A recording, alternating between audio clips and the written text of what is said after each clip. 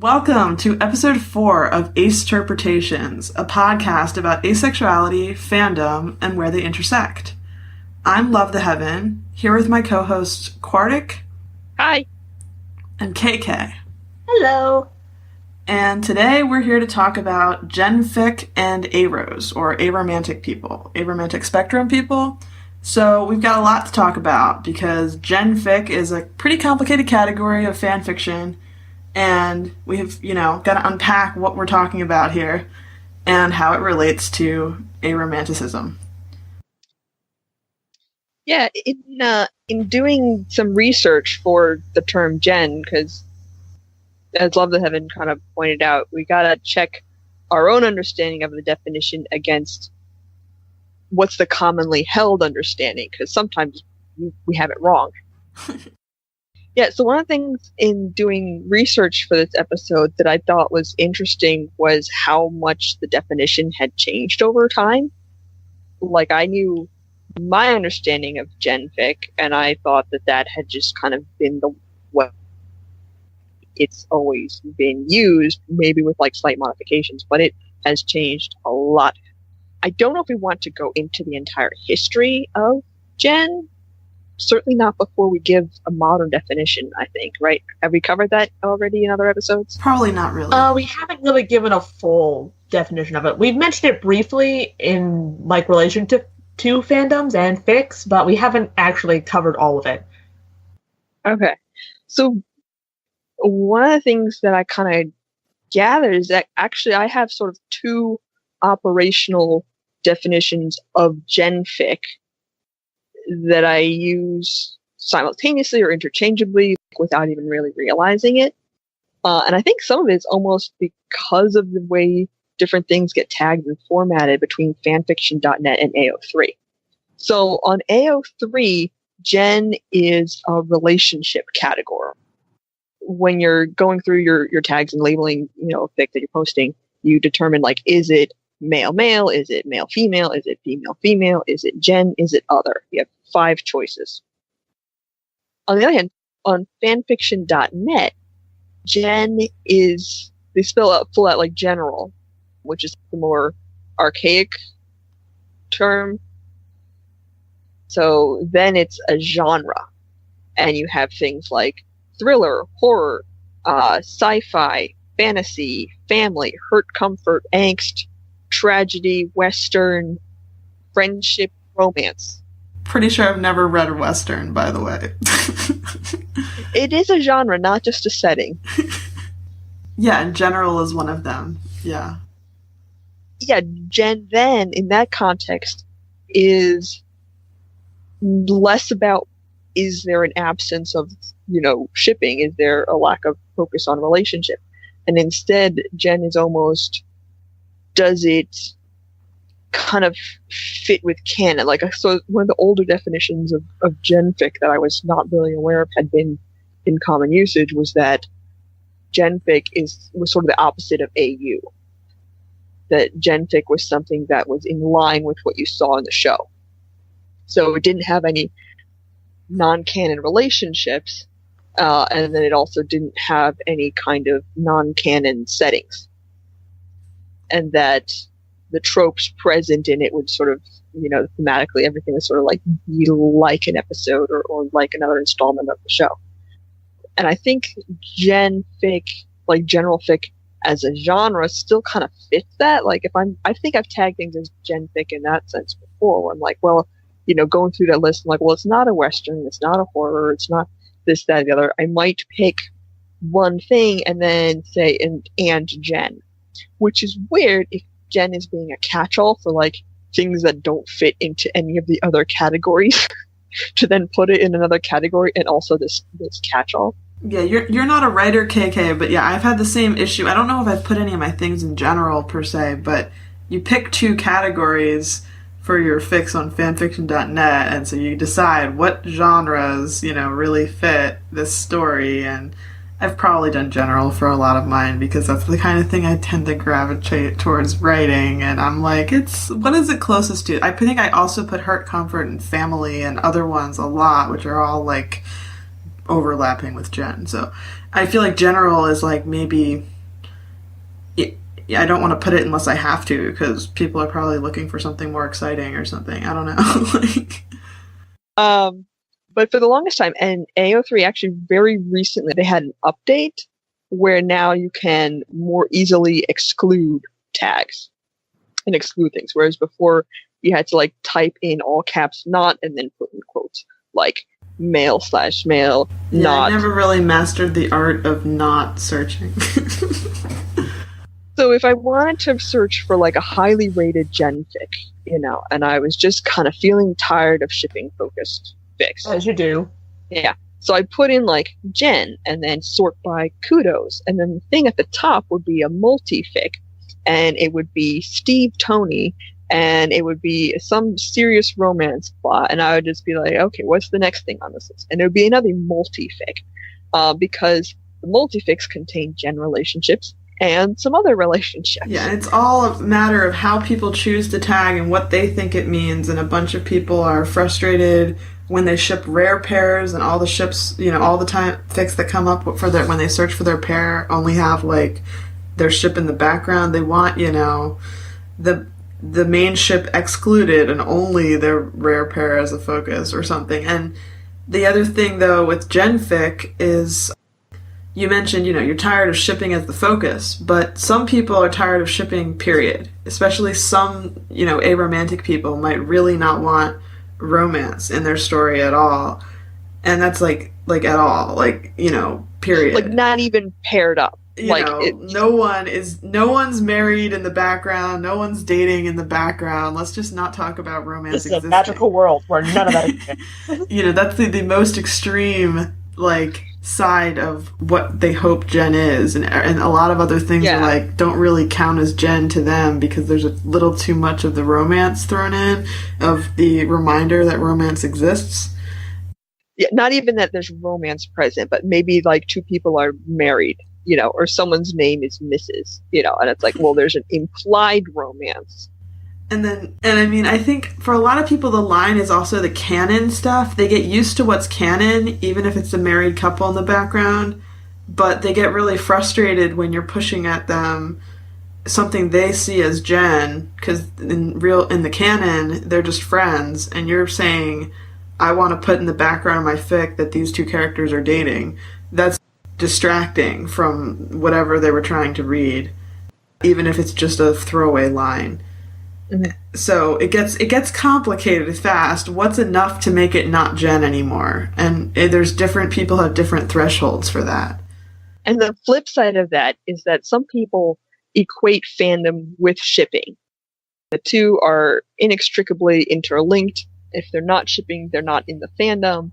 But then, coming from that perspective, a fic that has just that sort of background level, if someone had tagged it as a shipping fic, they would be extremely disappointed. They would like, oh, here's a ship, this is a pairing I like, and then read it and be like, where's the romance?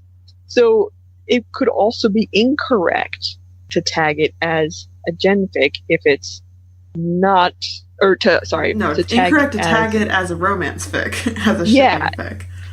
I have seen sometimes people will tag things as gen and then use the relationship. So there's two ways to signify a relationship on AO3.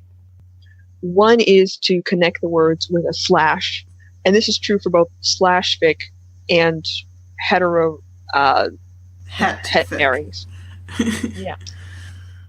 And the other way is to use the ampersand, that sort of and sign, which would signify not romantic.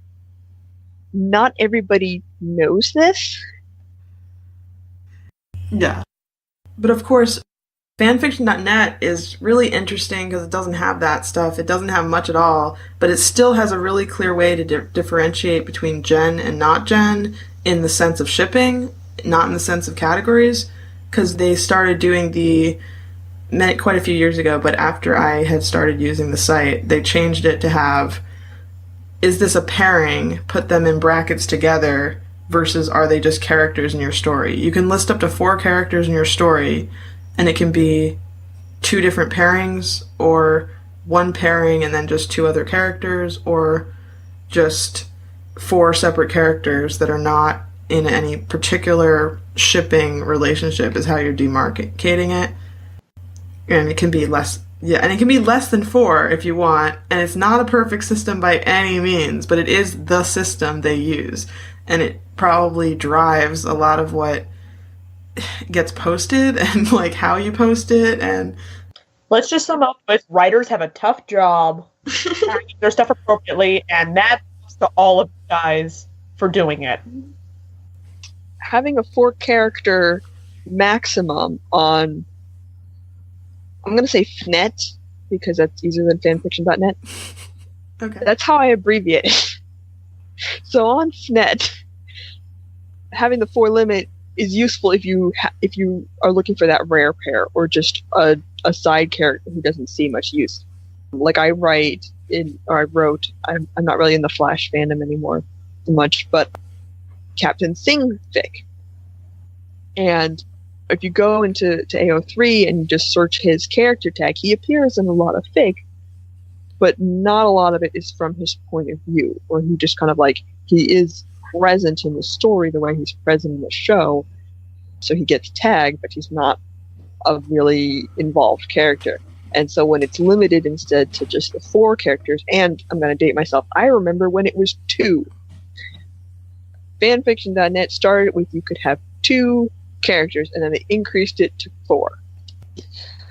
So yeah, like with the 4-character limit, it cuts back on the number of like side character tagging that happens.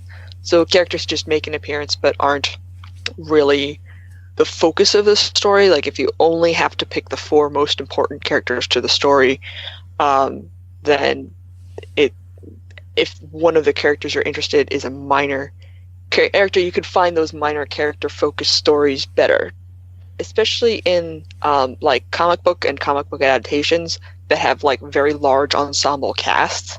There are hundreds and hundreds of Marvel characters, and if you want to focus on like Squirrel Girl because she's awesome, but you want to see like a story about Squirrel Girl and not like, oh yeah, she's one of a member of a team and it's the second team and the focus is actually on the first primary team, and like, she has maybe one speaking part. Yeah, that wouldn't be the Squirrel Girl story that you want, but she gets tagged in it on AO3 because she appears. On the other hand, if you're writing an Avengers fic and, all 5 of the movie Avengers are present and active, then the fanfiction.net model is going to be annoying because you're going to leave off either Black Widow or Hawkeye, probably. Rude, by the way. Just rude. But the thing is since they introduced the brackets, like, is this a pairing, which is like a great tool, older fics don't have that because they didn't have that option. So if you are searching and you're like, man, I'm so tired of this pairing, or I don't like this pairing, and you want to exclude that pairing, it won't exclude things written before a certain time period when that was not an option that was available. Yeah, at that point, all you can do is exclude the characters altogether, gen or not gen, which isn't always what you want. But, fanfiction.net, for a while, I preferred their searching because you could easily exclude things. I could go down and I just say, yeah, I don't want romance, and just turn that off. Like you don't want the genre, or you don't want the bracket pairing? The genre. I could just turn off the whole genre. And I might still get some things, because someone say, well, this is angst, hurt, comfort romance. And romance, only having 2 genres, they would like leave off the romance as like, no duh, like it's so obvious they don't even need to mention that it's romance. But then you kind of get that from the description right away, so it was never really an issue where I was like sucker punched by like surprise romance. Like it never happened. But now AO3 does the same thing.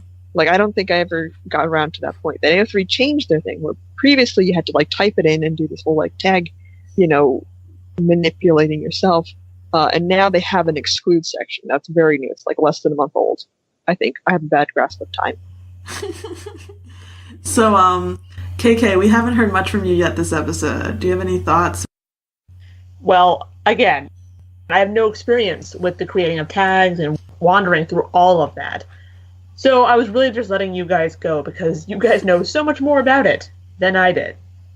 Because I think I'm Right. not hugely picky about my tags. Like, usually I'll just pick a specific fandom that I kind of want to get into, and I'll just kind of troll through till I find one where the brief description catches my interest. I don't usually check tags all that much, unless I'm like, I don't want any angst whatsoever. And then I may check, but that's about it. Right. So I know, Cordic, you're aromantic, and I'm gray aromantic. KK, you're just bi. You're not aromantic. Just by Demi. I guess I'm. So here's the thing with my aromanticism is I feel like it hasn't really been properly empirically tested. It vastly. Fair enough. You make it sound like we're going to go to a lab. Take a sample Well, of something. Cordic is very scientific about everything. Yeah. So. Like, it's true, but at the same time, I'm just like, that's not a thing you do. There's not just a lab for that. So some Aros are very against the idea of a romantic relationship. And for me, it's not so much that I am against it, like, oh, I know I don't want it, as I can just say I've never been romantically attracted to someone. So I don't know whether that means I never will. Like, sometimes, especially like, visiting a friend's wedding, not visiting a wedding, I attended a wedding. And it was such a lovely ceremony, and they're so happy, and they're going to start this new journey of their lives together. I'm like, oh, that's so nice. Like, that would be nice to have for myself, But then every time when I was dating, like, I wasn't attracted romantically or sexually to the guys that I was in a relationship with. Love at first sight is a myth. I have to, like, get to know the person first to find out whether I like them in that way. And then it turned out I didn't. And then I was like, I don't think we should continue this relationship. So yeah, so sort of like There are terms out there like cupio-romantic for desiring a romantic relationship but not feeling attraction, or demi-romantic for needing a strong emotional bond before you feel romantic attraction, and all sorts of other terms like that out there that some people have come up with. like, theoretically, any one of those might apply to me.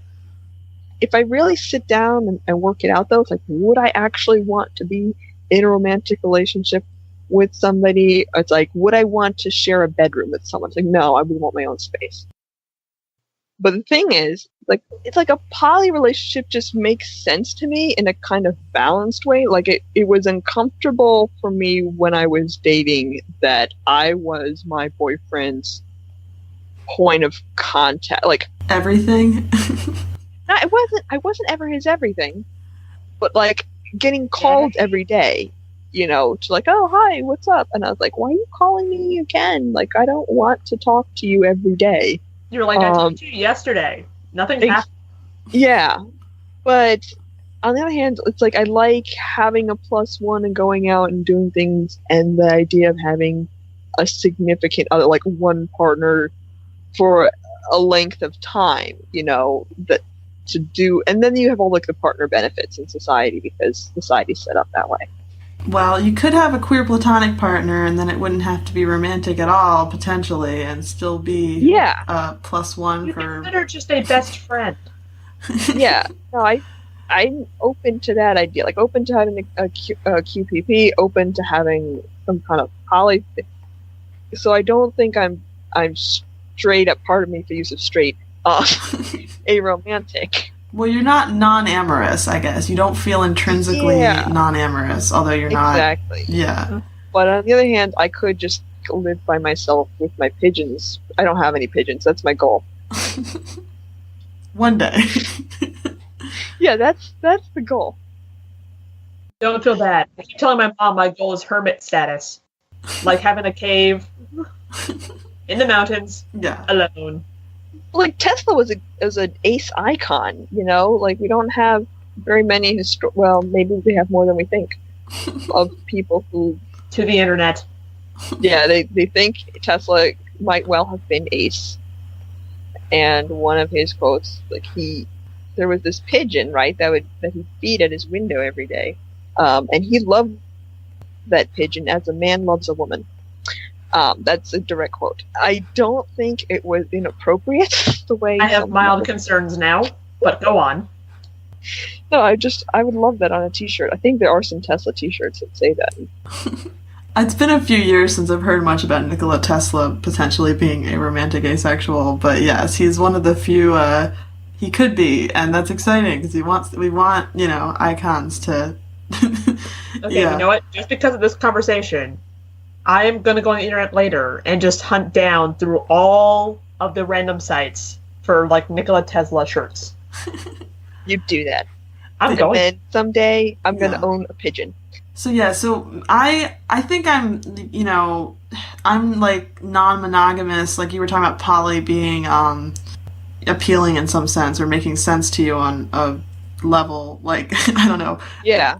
And I think I sort of am not very attached to monogamy, probably just because I'm so aromantic, not necessarily because I'm actively poly. Like, it's complicated, but I definitely am I'm so not non-amorous. I do desire a partnership, ideally to raise children with. So I am in that gray area because I've met aromantic people who are really much more happily single. So while I don't really feel any romantic attraction or get a lot of romantic things, I also do have the partnering drive or something in me somewhere. And I think ideally I would do queer platonic, but I would be willing to do romantic stuff.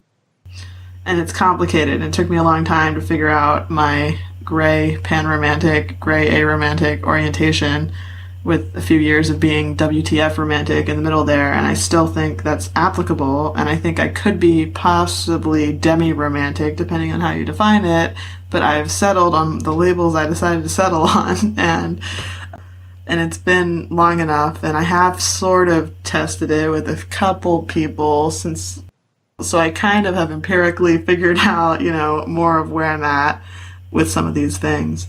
But fan fiction... Yeah, I think I've always gravitated towards gen stuff, probably because of my aromanticism. I've also read and engaged in a lot of shipping stuff, but especially as a writer, when I start sitting down to write my own stuff, it just comes out gen. Like, it really leans gen. Like, even when I'm writing a ship fic, it's like, how much gen stuff can we put in my ship? Like it's like, How much before the ship sinks? You just keep loading the gen cargo on. No, I set out to write a fem/ fic, actually. Pigeon racing AU, because I was like, no one's done that before. And I was really excited about the idea, but it was really hard to write. Like, I was like, I just need to use, like, all the cliche rom-com tropes, the originality I wasn't concerned about that. I didn't have to have some great ideas. Like, it's your first time writing fem/. You're gonna use some romantic tropes you've heard of before. And a lot of readers come to shipping because of the familiarity of it. That's a lot of rom-com. Please tell me they hated each other at first. No, sorry. Not that one. But I got distracted with this whole shape-shifting plot on the side, and really kind of like I ended up with I had the climax of the story, but I didn't have any beginning. Like, I didn't know how their relationship started or what they did on dates or like how to write any of that. Didn't even go anywhere. But yeah, so I was trying to focus on this fem/, and I kept getting distracted with like headcanons for how the shape-shifting aspect and how the world building work, and and different ways. I had a list of bird puns. It's like, how many bird puns can I work into this? Some of them are going to be really subtle, like Iris was going to have a Columbia sweatshirt, which is the genus for pigeons, so it's like Columba livia is the scientific name for pigeons. Okay. And basically, there were other things that were much more interesting for me to work on as a writer than the purpose of the piece, which was fem slash. It was like all these other things kind of crowded. I would imagine a lot of the bird fics could be Jen a little less focused on romance because there's a lot of interesting things to explore that could be fun, at least ones you write. You're really good at writing really detailed stories that are really Jen. I don't think I've done... I guess they're just a different flavor of Jen than the Jen I write. I really write about human interaction and relationships, and it leans very platonic, but you write character study and, detailed research about, like, scientific aspects of the things you're writing, and, You are very science-minded. And I would say, science-minded and mythology-minded. Mythology. Yeah, it's not always... I do a lot of research, but it's not always science research. Yeah, it's any type of research. Yeah. Or myth research, or, what have you. It can be very, like, anthropological even or something, but it's very much, like, based in... you have to have all the details and the facts in order to write about what's happening in your story. Whereas I'm just like, I know all the canon as well as possible, but that's about as far as I go with my researching most of the time. It's but yeah. So I don't know, with Jen stuff, there's a lot we could talk about, and we should talk about aromanticism more, I think, and how it interacts. Maybe. Yeah. Possibly. Yeah, that makes sense. What are you guys thinking? Well, honestly, I've just been listening to this thinking about how really so a lot of genfic kind of gets put into kind of the aromantic category a lot of times, I've noticed, just in looking around at it. It gets put in these categories just because no romance is happening. What do you mean by put in the aromantic category? Well, like I typed in aromanticism a couple of times just to see what fics showed up. An archive of our own? Yeah. When I was flipping around, there were a couple that were labeled that way, but when you read through them, like, there was no real mention of aromanticism. It was just two people being friends.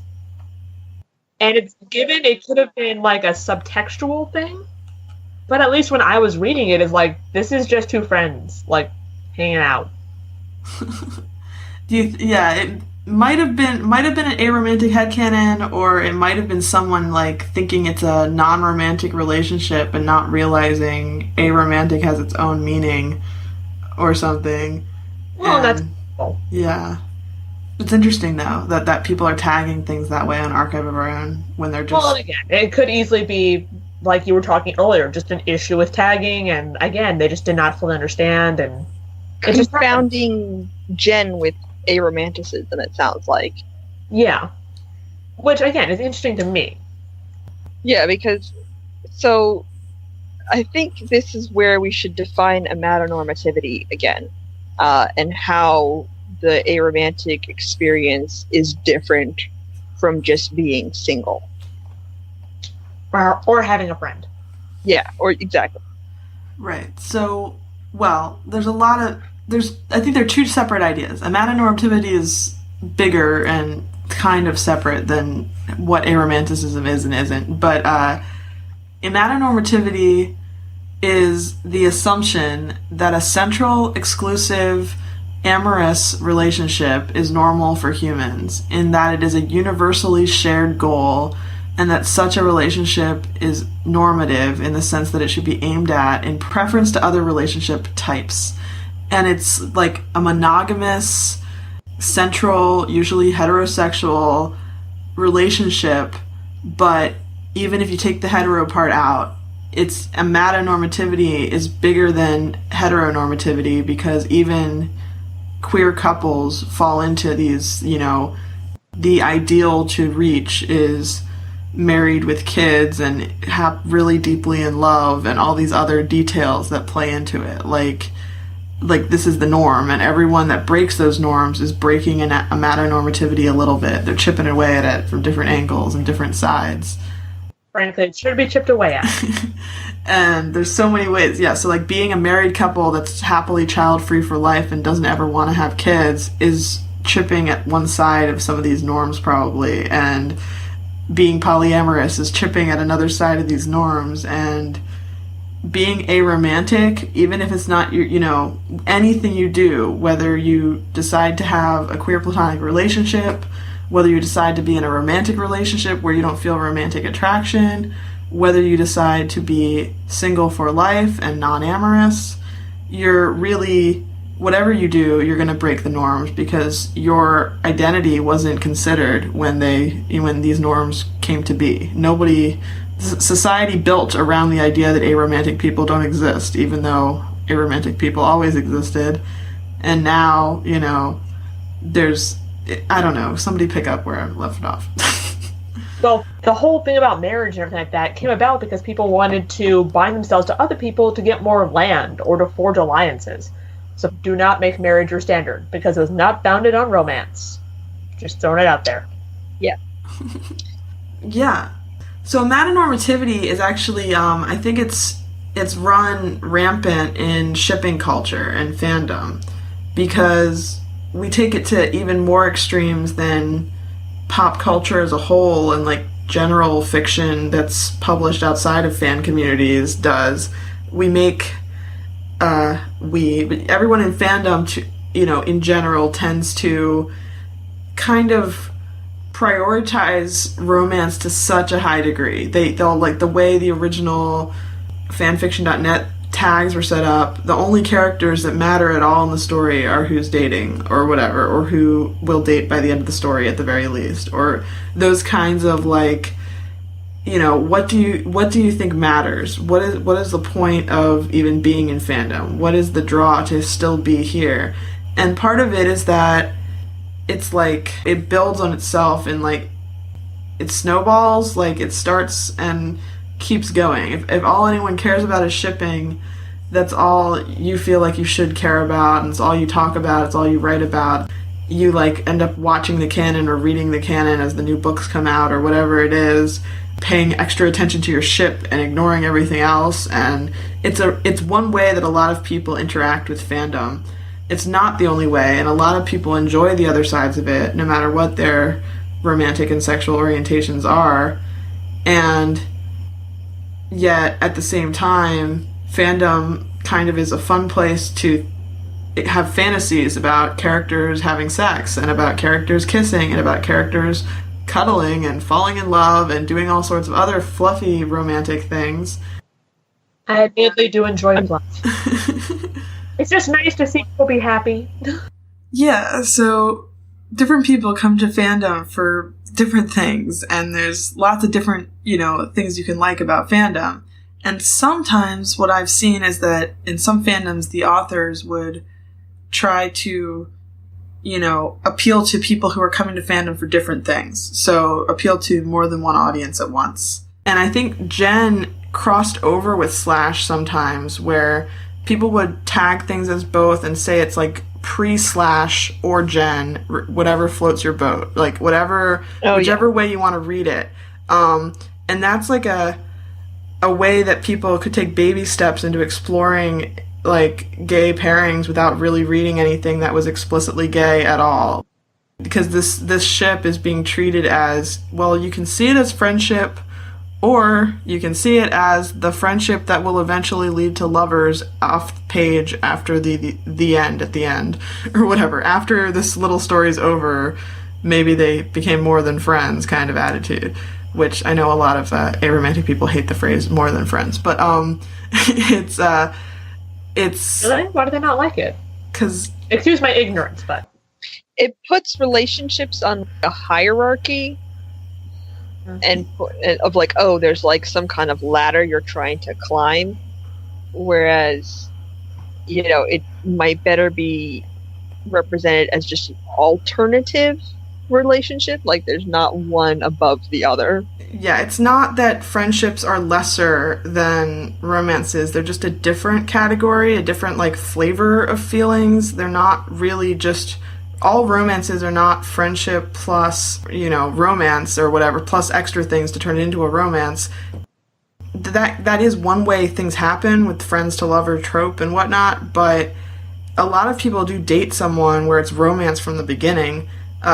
You go on a date before you really knew each other very well. But it's also just like, yeah, there are really, really intense platonic bonds, and it does lessen them to say just friends versus more than friends. And certain, not probably every single time the phrases are used, but too high a percentage of the time. So it's better to try to adjust the vocabulary to say it different ways, and I have not succeeded at doing that yet, hence me just casually saying more than friends in my previous statement. Yeah, because it's part of our lexicon. It's an expression that it's in common usage. Like I just showed, I didn't understand why that was possibly offensive because it's such a common thing to say. I'm like, it's ubiquitous. Yeah, and even though I agree with the statement of that friendships are just as important, because that's a big thing to me as a demisexual. Of course, again, anything to me, it's like I don't get that feeling of like sexual attraction. Like that doesn't happen. Right. So to me, it's like friendships are just as important. They always have been. Also, just because I like having friends. Lots of reasons, yes. Exactly. It's like I like having people to go see the movie to, and who are going to let me see the movie and not want to make out in the middle of it. I mean, I'm sorry. I want to go watch Jurassic Park. I don't want to make out in it. I want to watch a bunch of kids get chased by a dinosaur. Yeah. So I don't know if I explained pre-slash and gen that well, but... Yeah, oh, okay. So pre-slash is, and another term would be like slash goggles. So if someone's wearing slash goggles, it's kind of seeing the world where like the pairing is slash, like they see slash everywhere. And it's I know sort of I want a brand of goggles named that now. It's like where you where all of a sudden once you have those types of goggles on, you notice every platonic interaction could be actually not platonic or something. Like it's, I don't know, it's different for different people, but yeah, so it's one of those things where like if you look at it from this angle, it's slash, and if you look at it from that angle, it's not. Yeah. And the angle thing, like that is something that gays have had to do for so long because TV could not show gay relationship. Like if you had a gay character, they had to come to a terrible end. There had to be some kind of karmic justice for them being gay, and that was like written into the standards and practices. It's not just that, it's even in modern like stuff, they get less kissing scenes, less sexual scenes, less than the heterosexual couples in the same exact work, not fan works, but original works, the canon. And people are, need to wear their slash goggles to compensate a little bit sometimes and, see things as more sexual if they want those sexual moments. It's like, look for the subtext, look for any kind of positive. And so, so the pre-slash is someone written, and it's like, okay, it could go either way. Like, there's nothing really necessarily overt, or they don't say, hey, you want to be my boyfriend at the end. That would make it a shipping fic. But neither is it straight up gen. And, I think almost all pre-slash that I've seen has been male-male. I can't think of a single instance. Yeah, I think it's a male-male trope, although... It's definitely more dominated by that, I will say that. I'm not 100% sure. Yeah, there's no reason why it couldn't be female-female, except there's a dearth, there's a lack of fem-slash as it is. So I think if someone set out to write fem-slash, they wouldn't tease their readers by making it, is it or isn't it? Because lesbians get enough of that in real life. Yeah, I do think there are ones that are truly gen. I think that people just want to get the slash fandom, like for really big ships. They're writing the two characters as friends, and then they add in, like, well, it's not like it's incompatible with your slash ship. I mean, it's, there's nothing actively, like, where the characters said in the story, I'm aromantic asexual, so therefore, they could clearly have these feelings. It's just not anything brought up. So I'm going to tag my story on Archive of Our Own AO3, as both Jen and M/M, male, male, and see who comes. I'm going to put the relationship with the ampersand that means non-romantic and then write the other tag for slash between them too. And I'll do both and see what happens and see if and of course, people who are fishing for hits. Fishing for hits. And I've seen it more than once. Like I've seen it, around. It seems like a thing that I think in certain fandoms you saw somebody else do it and you're like, that's a good idea. I'm going to do it too. And so that's something else. Because one of the other issues is that not enough people even remember to read Jen. There's so few people who are searching for it. When they stumble across it, doesn't mean they're not going to like it, but it's that, they forget it exists. So you don't get readers if you write that way in certain fandoms and certain corners. Yeah. I think there was a post written on, I'm trying to figure out actually I think it might have just been the fanlore wiki, talking about how Jen is a little bit more common in science fiction fandoms because there's a lot of world building kind of stories that go on. Even in, I would say, not necessarily a fandom, but if I were to write like a space opera white collar fic, well, actually, no, that's a bad example because if I wrote anything, it would be Jen. But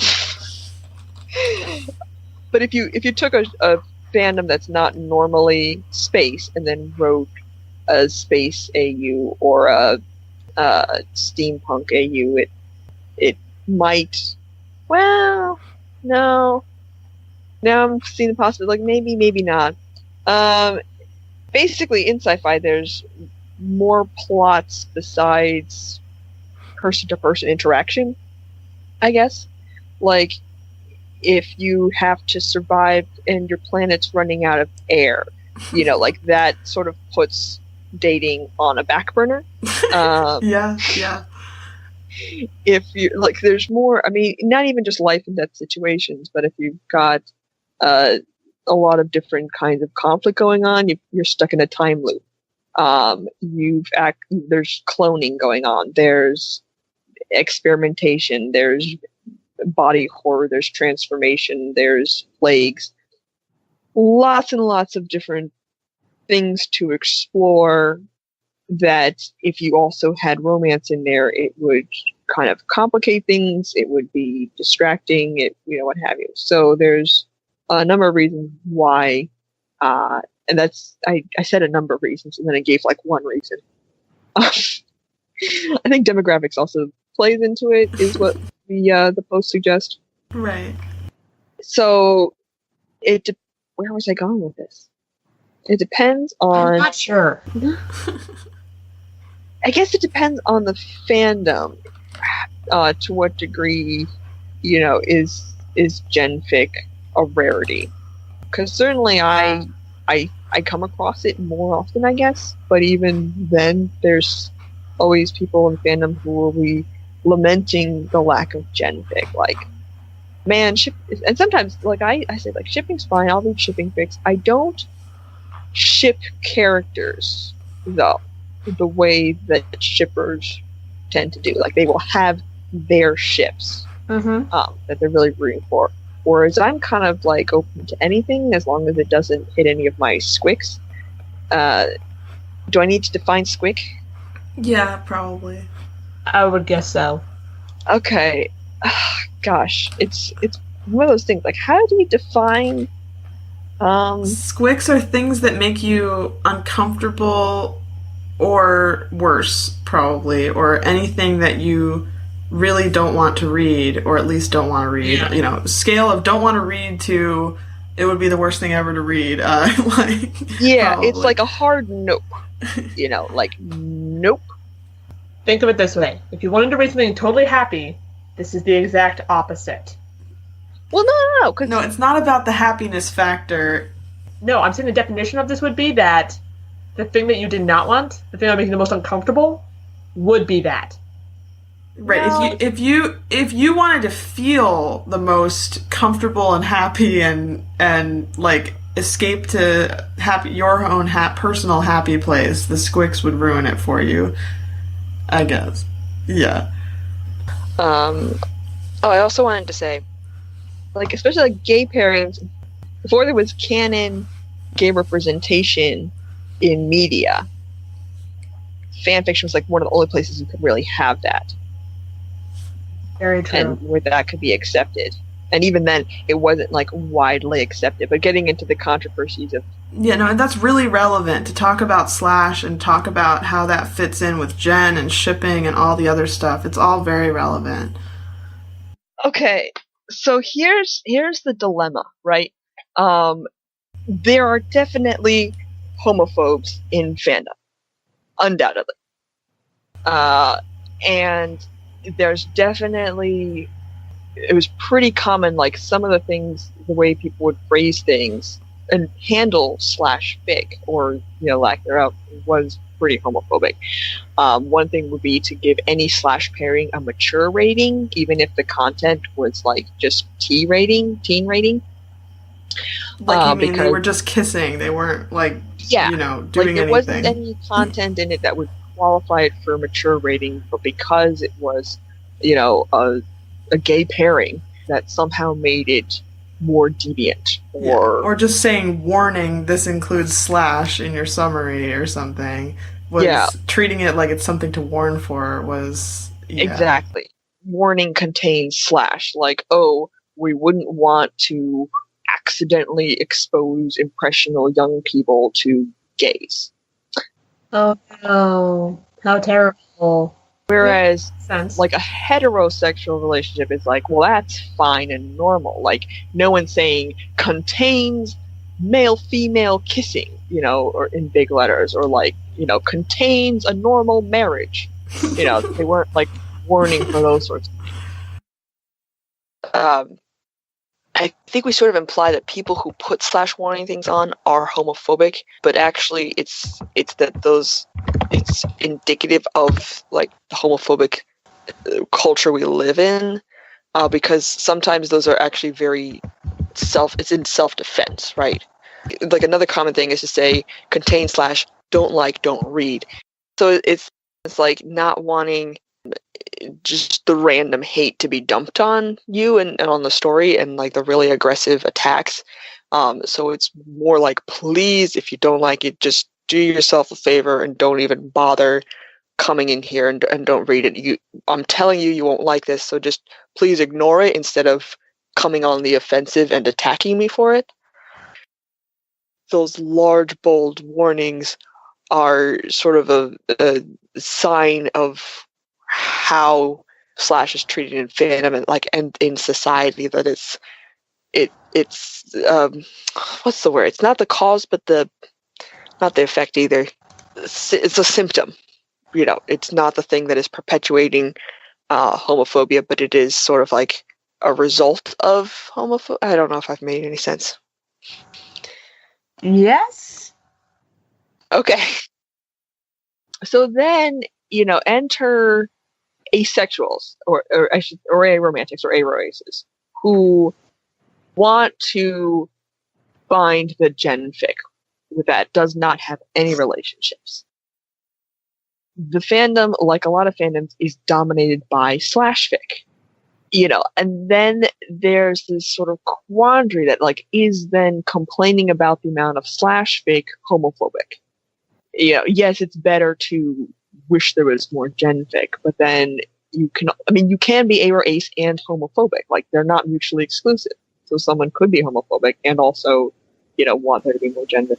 And so it's one of those things where you kind of got to be, I don't know if it's sensitive to like the history and the context, in which we say like, oh man, wish there was more genfic, like, or if I'm searching and saying like, oh, I need to search and exclude, male pairings. It's kind of like every time I do that, I'm like, but I'm not anti-gay. I just want things suited to me. Yeah, 3.5 years ago, I wrote a blog post about this kind of topic, and I talked about how when I first learned of the existence of slash fan videos, I ignored them, and then with time, and they were more in my periphery, I decided to watch them with some curiosity, and I found myself uncomfortable for reasons that were difficult to pinpoint, and I was not homophobic, but eventually I think I realized that I was a sex-averse, asexual person, and I was actually uncomfortable with a few AU heterosexual fan videos too. I wouldn't want to read heterosexual porn and fan fiction, even if it was male-female and all of that stuff, not on a super, that would, I would be uncomfortable on some level as well. But the thing about the videos was they were taking even the platonic stuff in my favorite fandoms, the literal scenes in fan videos, like actual hugs that happened between brothers, or not even just incest ones, but like between friends and non-romantically inclined at all because they had incompatible sexual orientations. They were two guys and they were both straight or whatever it was. Even that was being viewed as obviously they really want each other sexually in these videos because of the way they matched lyrics and because of the way they edited it. They made it seem like every single touch that you could possibly have was clearly romantic or sexual, and every single looking at each other was tinted with extra emotions that I don't even have the capability of feeling as an aromantic asexual person. And I didn't know I was aromantic asexual when I was starting my entry into fandom. So it just made me uncomfortable in some awkward sense that I didn't know how to put into words. I was just like, where is the safe zone for even the platonic? Like, no, even this is not off limits to be turned into a romantic and sexual thing. And with time, I kind of saw the appeal of putting on slash goggles and how it could be fun to reinterpret things, but it took a lot of time for me to get to that place. And I don't know, it's all so complicated. And I definitely think my asexuality and my aromanticism is very intertwined when it comes to a lot of that too. It's hard to separate them and know where one begins and where one ends. And society usually intertwines romantic stuff and sexual stuff too, including fandoms and fan works and fans who make these transformative works. So it gets overlapped. But when you're both aromantic and asexual, I think that can be heightened to some degree, where you really, you'd rather watch a video about friends or a fan video about friends than you'd want to watch it about them being in love and wanting to kiss each other and maybe rip off each other's clothes. There's very little escalation there. It just goes all like kissing, ripping off clothes. I mean, there is no middle. Maybe. At all, apparently.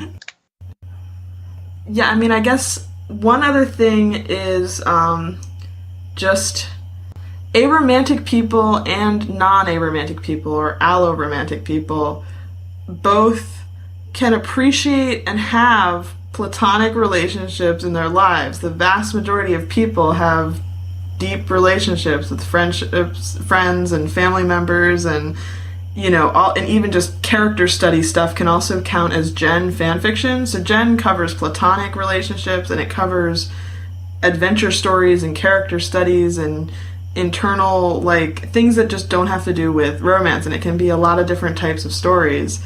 And it's not only aromantic, like it's not something that aromantic people feel that other people don't when it comes to those kinds of stories. It's just aromantic people don't have the same context for a lot of romance stuff, and while asexual people also don't have the same context for romance stuff as allosexual people, because a lot of the romance stuff includes sex and sexual attraction and all sorts of stuff like that. It gets like, I think there's more of a leaning where the sexual stuff in a lot of fics is only a small part of it, and a lot of alloromantic asexuals, so like if you're heteroromantic asexual, biromantic asexual, any of the types of, you're not aromantic but you are asexual, you can still appreciate, even on a personal level, a lot of a shipping fic as long as sex is not a big part of it. And that can happen in a lot of their shipping fics. And the reverse is less true. It's harder, I think, to find, sex without romance in fan fiction. So you turn to just skipping shipping altogether. Like, I don't know, I'm just rambling, sorry. I'm gonna be honest with you, I think you've missed some of the corners I've seen in the internet. There's plenty of fics where it's just sex. Well, like, porn without plot is different than no context of romance, but maybe. Yeah, no, it is different, because, like, even if porn without plot, there's most of those have an established relationship. It's like, okay, these two are married, or probably just dating, or going out, or pick your euphemism. They're a canon ship, or they're a popular ship where other people have explored the romance in a lot of fics, so you have this context that you think of them as a romantic pairing, and then this story in particular is just the sex. But it's also often done, I think, in a romantic way, but I could be wrong. What kind of things are you thinking of, KK? Well, no, I'm saying that I've seen it in just trolling around the internet in general, I've seen it where, yes, there are some where they kind of assume you already know the romantic part of it and they just go on to the sex. They're the ones where they focus on the romance and the building of it, and then they go into the sex. But there are also ones where they just have two characters who are like, we just want these two to have sex. They don't get along, or like they have no contact, they're just alone in a bar one night, and they're like, nah, you're the last one here, let's do this. Love down, let's go. I think you're right, and I don't actually go to those corners of fandom, but they do believe exist. Me, I don't try to find them. I'm never meaning to. I'm sorry, you're so unlucky. I'm usually just like, oh, this seems like there'll be like some little thing that it says in the description where I'm like, oh, it'll be interesting. Click on it 2 seconds later, and we're leaving. So I should probably amend my statement, because I think the real point is just, while I think a lot of aromantic people would actually be really interested in explorations of relationships that have sex but no romance, and how that, seeing pieces of themselves in that, especially aromantic asexuals would gravitate away from that. And that's where Jen comes in to fill in a lot of gaps where you can just, even if the character might be the one that hooks up with someone in a bar without even knowing them ahead of time, in this particular fic, that same character is having a conversation with their mom. And it's very Jen. And it's just, or in this particular fic, something is happening that has nothing to do with sex or romance. And that's where, I think more aromantic people have, gravitated towards saying, I really want a list of Jen Rex, or I would rather read and write Jen. I'm safer there. I know I'm comfortable there. There's less stuff to squick me out there. To squick, I don't have squicks when it comes to Jen fic nearly as often as I do in romance and sexual fics, or whatever it is. And so I think that was the main reason we wanted to talk about Genfic and Aros in the same episode a little bit. Aros being AROS, like, aromantic people. And it's still, it really varies. You can be aromantic and love romance and stories, just not want it for yourself or whatever. There's so many ways this happens, but there is just like some kind of correlation there. Yeah. All right. Oh, so actually, we should mention, we finally got some responses. We got some tweets in reply to a tweet I sent out asking if anyone had any commentary for the theme of Genfic and Aros that we're doing for this episode. So we got a couple people talking about stuff. One person was explaining that they kind of think that some Genfic writers sort of think they're better than romance writers and are like elitist about it, looking down on people. Yeah, I was going to say, it definitely, I think some of that stems from even just the stigma against fan fiction in general, that people outside of fandom will look down on fan fiction for, it's like teenage girls writing stories about kissing. And it's we sort do of like, get it's a lot of that rap. And then yeah, but you know what? readers. You know what? This is where the gen elitism comes in, and I can definitely see that, because the defense against this is saying, oh, it's not just teenage girls writing stories about kissing, it's all these other things, and it's throwing stories about kissing under the bus. Right. Instead of saying, like, defending the stories about kissing, you go so far in the other direction and saying, like, well, that stuff really does suck, but mine is good, but that other fic out there that's really not at all about porn or about kissing is really what fan fiction at its best is, or something, and that's really not the right way to frame things. Because fan fiction is wonderful when it's about romance, even if it's not every aromantic person's cup of tea, or even non-aromantic people who just aren't into that side of fandom. It's still a really transformative work that's useful and important, and exploring all sorts of really interesting stories that deserve to be written, I think. Yeah, and sometimes they're just fun stories written for the fun of it, and that's also fine. Like, it doesn't they're have cute, to be they're bigger. silly, they're everything. Every single thing you can think of, that people try it and do it and have fun with it. Not to mention, this is how a lot of writers start getting into writing. They just decide to create their little world with these characters they love.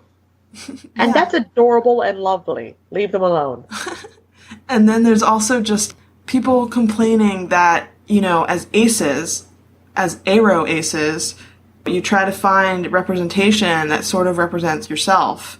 And even if you're not trying to find it for yourself, if you're ace and you're looking for aromantic, asexual representation in things, almost always when people are writing characters as asexual, they're writing them not aromantic, is what the two people that tweeted us before we were recording were commenting on. They were both kind of saying it's really hard to find much actual aro rep. And it's easy to maybe find aro-like stories, but it's not easy to really find, like, people using the word aromantic in fan fiction. And a lot of it is kind of just because writers want readers, and they know ships are going to be read, and they also follow the tropes they've seen other people using. And a lot of times it's really easy within the context of a romantic relationship to explore why and how a character is asexual. Like, to explore, well, because I'm asexual, this is how it feels in the romantic relationship when we're doing sexual things or something. And they don't explore it in an aromantic ace way where the character isn't already dating someone. If that makes any sense? Yeah, I think, well, it does make sense. Maybe this is like a different, but like, I think most of the aromantic, not asexual stories that I can think of off the top of my head, are about Natasha Romanoff, the Black Widow from the Avengers, which is like cool that there's, this great fleshed out aromantic character, but like her background is as a Soviet assassin who, kills people and uses sexuality as a weapon. So it's not as assassins do. Yeah, but it's not like super great representation for like aromantic people to say like, oh yeah, they're all cold-blooded killers. It's like, no. And I don't think can we change that to we're all just really awesome badass females? Well, we're not all female. I like that better. Yeah. But like, I think it's sort of, I mean, if you read the stories, they're clearly not like perpetuating that stereotype. It's just the idea behind it is perpetuating the stereotype when you don't have other characters to even it out. When you don't have an array of types of characters who are allowed to be aromantic, even in fanfiction, essentially. Yeah. With the norms. Yeah. Like the same thing with asexuality. Like, I don't mind reading stories about asexual alien characters because I like sci-fi and I like Doctor Who and I love alien characters and have since I was in elementary school, I think. There's very compelling stories to be told about aliens who are very human-like. So, they're very good characters. And I also, find it hard to fully be upset by, them becoming more like me and asexual or whatever. Like, that's not really fully the problem. Yeah, exactly. It's just big picture. You can kind of, it is possible to look at it and see that it could be be a problem. And so, yeah, the dehumanizing and the idea that only aliens are asexual implies that humans aren't asexual, and that's not good at all, because humans, like the three of us, are indeed asexual, and we don't want people, even just like subconsciously starting to get the wrong idea in their heads. Like only people who are really, really different, like aliens, are asexual. No, we're actually much more like closer to the normal side of people, of human experience, than an alien is. Like, there's getting back to talking about aromanticism and representation and lack thereof, I think it does exist, and there is some good aromantic representation out there that isn't also asexual, but it is really hard to find, and some of it has its own. Like, I think the best aromantic stories I've ever read, it was not even fan fiction. It was on Tumblr. There was a post, and it was like aromantic frat boy. I can't think of his name. Chad, maybe? It was like Aro Chad. And it started out as like the straw man argument, and then sort of debunking it. Like, oh, people put forward like aromantic frat boy Chad as like this complete sleazeball who's just like, using and not disposing, that sounds terrible. Like, not a serial killer. Again, just like sleeping around with like all the college girls and then consequently like not valuing them. And then they deconstructed this and said, no, okay, look, if you actually had an aromantic frat boy named Chad, and then sort of built up this backstory for this invented character that was like, oh, hey, yeah, that both explains aromanticism really well, and he's a really nice guy. I like Chad. Right. It's the true friends with benefits and friendly and like really, caring consensual encounters where people know ahead of time the expectations and that he's aromantic and that what that means for him and what that means in general. And just, there should be more stories out there for various aromantic headcanons and aromantic characters, and there currently is a bit of a dearth of that kind of story. And there are people who are allosexual but aromantic who really would love to read more of these stories, and hopefully more get written as time progresses. So do we want to move on to Rex? Yes. Rex, yes.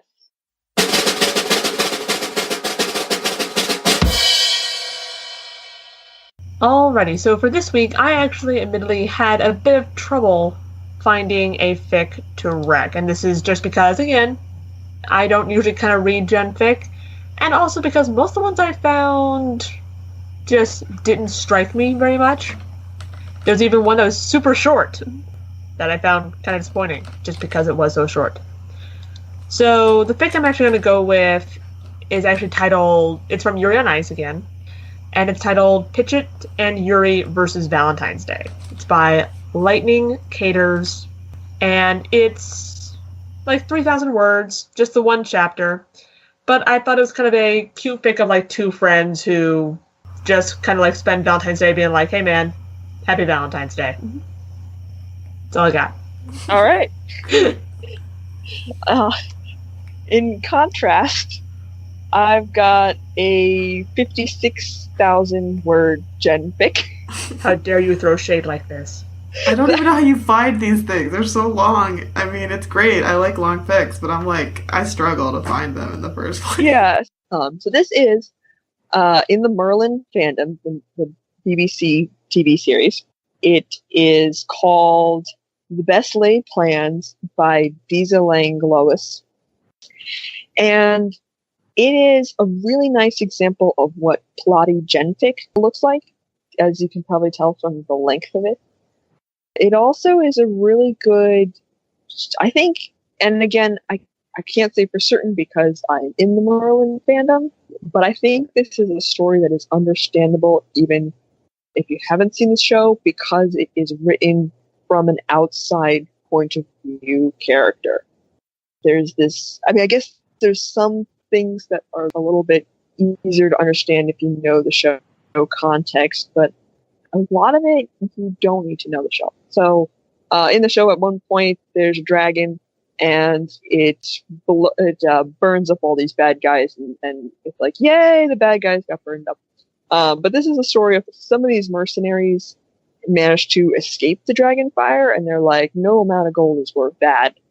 Forget taking Camelot. We're gonna hightail it out of here.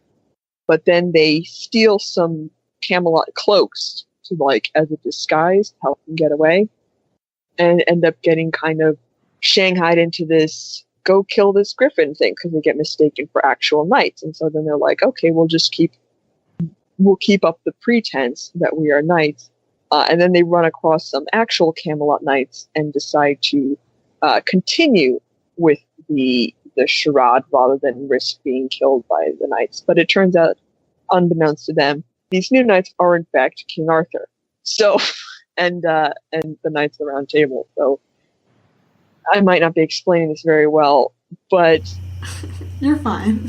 Okay, yeah. So he's the main guy is the leader of this band of mercenaries. Well, King Arthur knighted me to King Arthur's face, and Arthur decides to let's see where this goes. So he goes along with it and says, let's both of us join in this mission to kill the griffin. Since we're all knights of Camelot here, knighted by the king. And so the story progresses. It's a very amusing and at times heartwarming story with good action. And it's one of my favorites. It sounds really special. It definitely sounds plotty and unique and totally different than my rec. It does sound very plotty. More dragon fire than I was initially anticipating. Yeah.